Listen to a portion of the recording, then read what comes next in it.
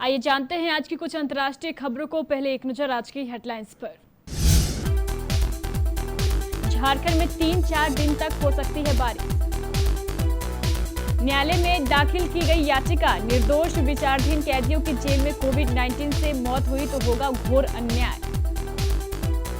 Special ट्रेनों में अब तक 54,000 लोगों को मिली टिकट। IRCTC वेबसाइट पर बाकी सीटों की बुकिंग जारी। लॉकडाउन 4.0 के भी मिल रहे हैं संकेत। चीन में फिर लौट रहा है कोरोना वायरस संक्रमण, वुहान में बढ़ने लगे मामले, सुलान शहर में लॉकडाउन।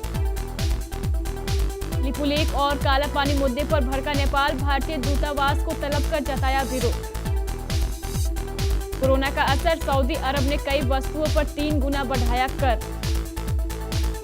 अपने ही देश की मिसाइल का निशाना बना ईरानी युद्धपोत, 19 नौसैनिकों की मौत, 15 घायल। ट्रंप अमेरिकियों की नहीं दुनिया भर में हजारों मौतों के दोषी। लॉकडाउन के बाद आपको महंगी खरीदनी पड़ सकती है पेट्रोल डीजल। शिल्पा शेट्टी को इस बीमारी की वजह से हुए थे कई मिसकैरेज, 8 साल बाद सरोगेसी से दोबारा बनी मां। 10 मई को नेहा धूपिया और अंगद बेदी ने मनाई अपनी 2nd एनिवर्सरी। गौतम गंभीर बोले, अगर ऑस्ट्रेलिया दौरे पर गया भारत तो मेरी नजर में BCCI के लिए सम्मान और बढ़ जाएगा। और खाली स्टेडियम में मैच को दिलचस्प बनाने का प्लान, खेल मंत्री रिजिजू ने दिए बयान। गर्मी का मौसम शुरू हो चुका है, पर झारखंड के मौसम को देखकर लग रहा है कि मानसून आने वाला है। राज्य के ज्यादातर इलाकों में अभी 3-4 दिन तक बारिश हो सकती है। मौसम पूर्व अनुमान के तहत रांची समेत आसपास के क्षेत्रों में 11 व 12 मई को बादल छाए रहेंगे और गरज के साथ 1-2 बार हल्की से मध्यम दर्जे की बारिश होगी। इसी तरह 13 और 14 मई को आंशिक रूप से बादल छाए रहेंगे और गरज के साथ बारिश होने की संभावना है।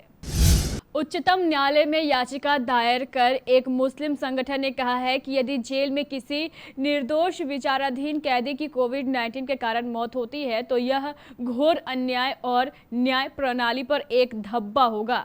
जमीयत उलेमा ए हिंद ने कोविड-19 के चलते जेलों में भीड़ कम करने के लिए उच्चतम न्यायालय द्वारा स्वतः संज्ञान लेते हुए दी गई व्यवस्था के क्रियान्वयन का आग्रह किया है।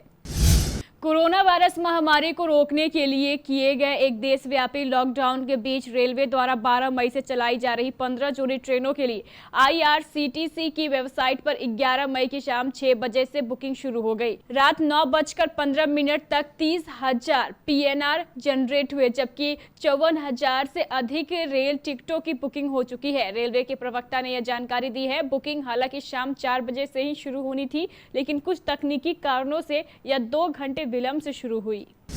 प्रधानमंत्री नरेंद्र मोदी ने मुख्यमंत्रियों के साथ वीडियो कॉन्फ्रेंसिंग में सोमवार को जन से जग का नारा देते हुए आर्थिक गतिविधियां शुरू करने पर जोर दिया। उन्होंने राज्यों के संक्रमण गांवों तक न पहुंचने के लिए रणनीति बनाने का आग्रह भी किया। उन्होंने कहा है कि जरूरत संतुलित रणनीति के साथ आगे बढ़ने और चुनौतियों से निपटने का रास्ता तय करने की है।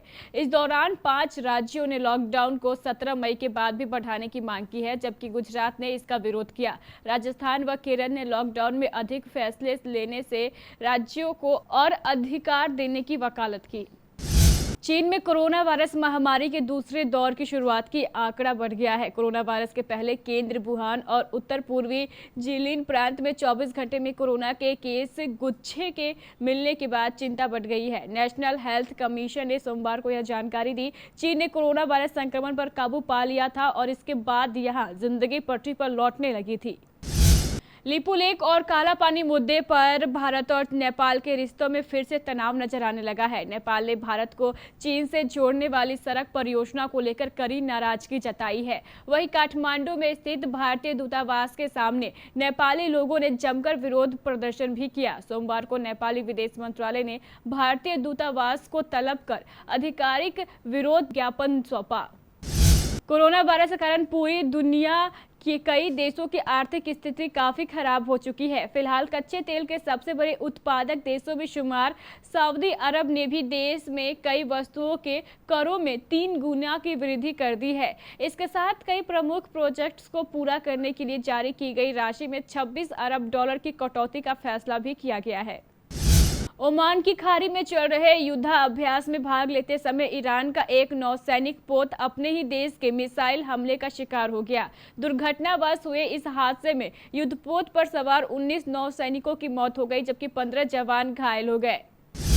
दुनिया के जाने माने समाज शास्त्री और बुद्धिजीवी नोम चॉम्स्की ने कहा है कि अमेरिकी राष्ट्रपति डोनाल्ड ट्रंप हजारों अमेरिकियों की मौत के लिए दोषी है।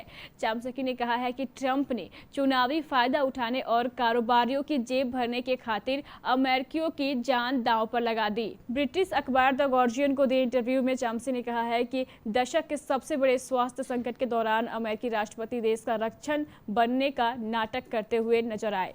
अमेरिकियों की पीठ में छुरा भोंक रहे थे। उन्होंने कहा है कि दोबारा अमेरिकी राष्ट्रपति बनने का ख्वाब देख रहे ट्रंप ने अमीर कारोबारियों के फायदे के लिए हेल्थ केयर और संक्रमण बीमारियों के रिसर्च की फंडिंग में कटौती करने जैसे कदम उठाए।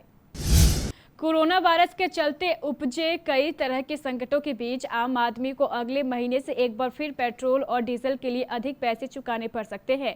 दरअसल मई के बाद तेल कंपनियां पेट्रोल और डीजल के खुदरा मूल्य का रोजाना संशोधन शुरू कर सकती है, जिसके बाद उपभोक्ताओं के लिए पेट्रोल और डीजल खरीदना महंगा हो जाएगा।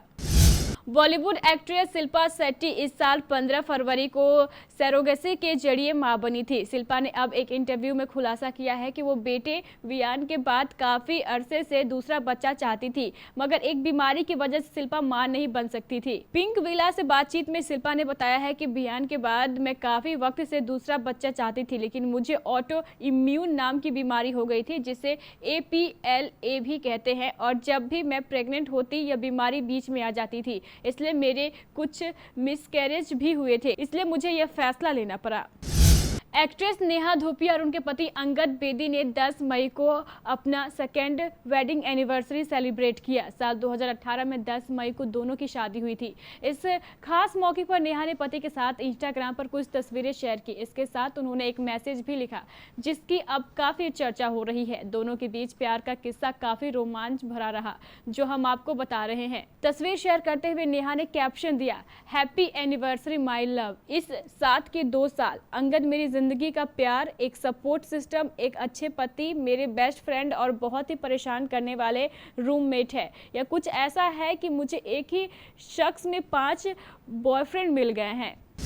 टीम इंडिया के पूर्व सलामी बल्लेबाज और मौजूदा भारतीय जनता पार्टी सांसद गौतम गंभीर का मानना है कि अगर भारतीय क्रिकेट कंट्रोल बोर्ड इस साल भारतीय टीम को ऑस्ट्रेलिया दौरे पर भेजता है तो उनकी नज़र में BCCI के लिए सम्मान और बढ़ जाएगा। इसके अलावा गंभीर ने कहा है कि कोविड-19 महामारी के मुश्किल समय में दुनिया के सबसे अमीर क्रिकेट बोर्ड BCCI को एक राजनेता की भूमिका निभाने की जरूरत है। कोविड-19 के चलते दुनिया भर के तमाम क्रिकेट इवेंट्स स्थगित हो गए हैं और सभी क्रिकेट बोर्ड्स को वित्तीय नुकसान उठाना पड़ रहा है।